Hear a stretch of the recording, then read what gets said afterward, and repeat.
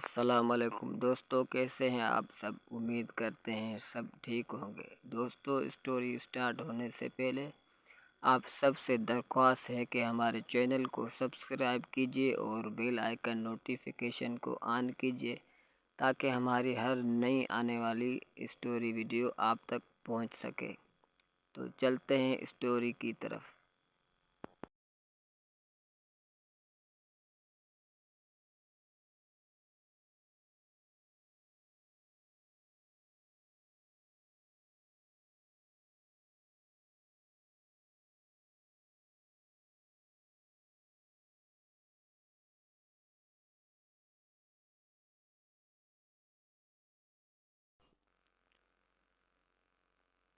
یہ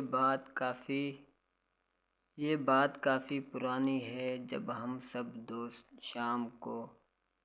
شام کو گراؤنڈ سے واپس آ کر اپنے محلے میں جمع ہو جاتے تو خوب محفل لگاتے۔ ایک دن ہم رات کا کھانا کھا کر گھر سے باہر نکلے تو دوستوں نے بولا، آج جمعرات ہے اور آج جن بھوت اور چڑیلوں کا دن ہے۔ میں جن بھوتوں پہ یقین تو رکھتا تھا، پر کبھی ان سے آمنا سامنا نہیں ہوا، تو میں اس کی بات سن کر ہنس دیا۔ اس نے میری طرف غصے سے دیکھا اور بولا، یہ جو گاؤں سے باہر کھیتوں میں جامن کا درخت ہے، اس پہ آج جن بھوت آئیں گے۔ اگر نہیں یقین تو تم سب میرے ساتھ جا کر دیکھ لو۔ ہم سب نے حامی بھر لی اور اس کے ساتھ چلنے کو تیار ہو گئے۔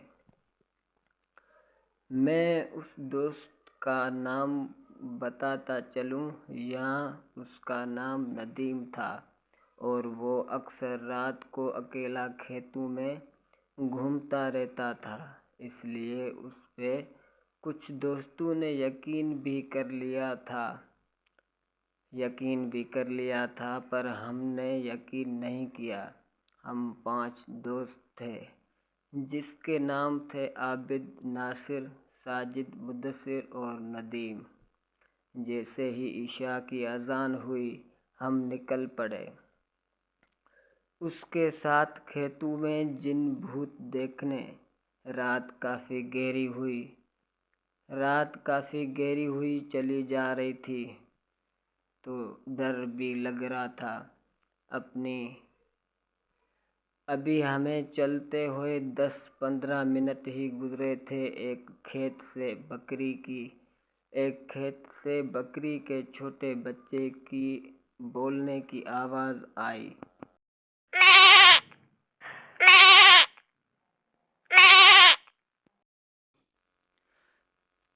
تو عابد بولا، رکو، یہاں پاس سے کسی جانور کی آواز آ رہی ہے۔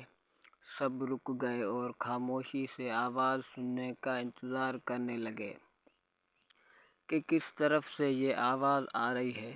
ابھی تھوڑی دیر ہی گزری تھی کہ بکری کے بچے کی آواز دوبارہ سنائی دی۔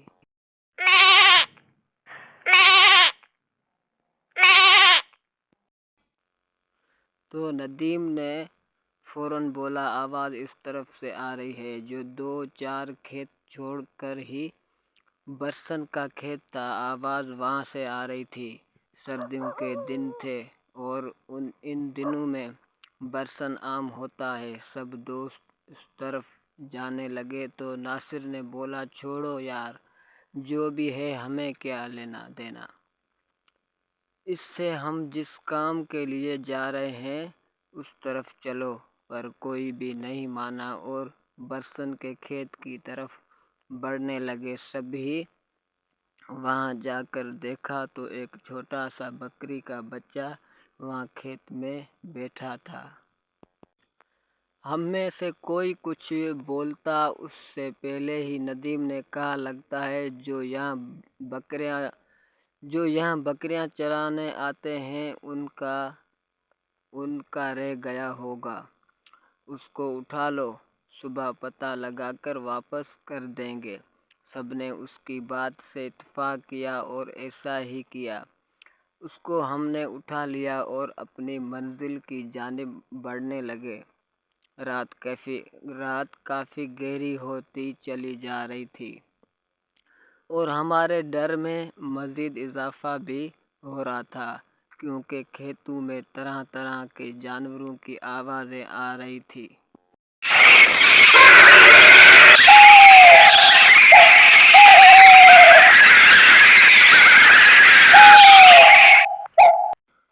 تو مدثر نے بولا، یار ہم کو واپس جانا چاہیے، آگے بہت خطرہ ہے۔ سب اس پہ ہنسنے لگے اور اس کو ڈرپوک کہنے لگے۔ خیر وہ خاموشی سے ان کے ساتھ چلتا رہا۔ پھر راستے میں ہمیں سیٹی کی آواز آنا شروع ہو گئی۔ سب رک گئے اور ایک دوسرے کی طرف دیکھنے لگے۔ ڈر سب کے چہرے سے صاف نظر آ رہا تھا، پر کوئی بھی یہ نہیں چاہتا تھا کہ ہم واپس جائیں، اور اللہ کا نام لے کر اس جامن کے درخت کی طرف بڑھنے لگے۔ ابھی تھوڑی دیر ہی گزری تھی کہ ہمیں چلتے ہوئے تو سامنے ہی وہ درخت نظر آ گیا۔ ہم سب دوست اس درخت سے تھوڑا ہٹ کر بیٹھ گئے۔ سب سے پہلے تو مدثر نے بولا، اس بکری کے گلے میں کوئی رسی وغیرہ ڈال دو تاکہ یہ کہیں ادھر ادھر نہ ہو جائے۔ سب دوست رسی ڈھونڈنے لگ پڑے اور جلدی ہی ایک چھوٹی سی رسی مل گئی تھی۔ اس کو ہم نے اس کے گلے میں ڈالا اور رسی ناصر کو پکڑا دی، اور سب کی نظریں اس درخت پر جمی تھی۔ 10-15 منٹ ہی گزرے تھے کہ اس جامن کے درخت کے اوپر سے ایک باریک سی لال رنگ کی لائٹ نظر آئی۔ وہ لائٹ اتنی باریک تھی اور اتنی تیز تھی، یہاں بتانا مشکل ہے۔ وہ لائٹ کبھی درخت پہ جاتی، کبھی درخت سے نیچے آتی۔ ہمارا خوف کے مارے برا حال ہو رہا تھا، اور ساتھ ہی پراسرار آوازیں آنا شروع ہو گئیں۔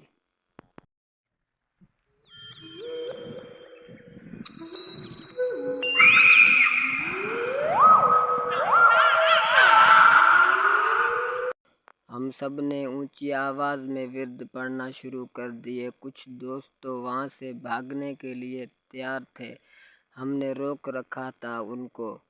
پھر سب نے ہی محسوس کیا کہ لائٹ اب ہماری طرف بڑھ رہی تھی۔ جب سب نے یہ منظر دیکھا تو وہاں سے بھاگنے میں ہی بہتری سمجھی، اور اتنی اسپیڈ سے سب وہاں سے الٹے پاؤں دوڑے، اور ہمارے پیچھے اتنی خوفناک آوازیں بلند ہو رہی تھیں، بس یہی محسوس ہو رہا تھا جیسے وہ بالکل ہمارے پاس ہی ہے اور کسی بھی لمحے وہ ہم سب کو نقصان پہنچا سکتی ہے۔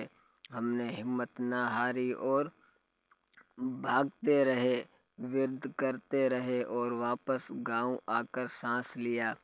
جب ہم سب گاؤں کی حدود میں پہنچ گئے تو مدثر نے ناصر کی طرف دیکھا اور پوچھا، آپ کے پاس بکری کا بچہ تھا، وہ کہاں چھوڑ آئے؟ اس نے ہاتھ کی طرف دیکھا تو اس کے ہاتھ میں صرف رسی تھی۔ اس نے بولا کہ جب ہم وہاں سے بھاگ رہے تھے تو یہ صرف رسی ہی تھی، بکری کا بچہ کدھر گیا؟ اس کو کچھ معلوم نہیں۔ جب وہاں سے واپس دوڑے تو وہ بکری کا بچہ وہاں ہمارے ساتھ نہیں تھا، صرف یہ رسی ہی تھی۔ کیا وہ سچ میں بکری کا بچہ تھا یا کوئی اور مخلوق تھی؟ سب دوستوں نے کہا، جو بھی تھا ہم صبح وہاں جا کر ضرور دیکھیں گے۔ جب صبح ہوئی تو کوئی بھی وہاں جانے کو تیار نہیں تھا سوائے ندیم اور مدثر کے۔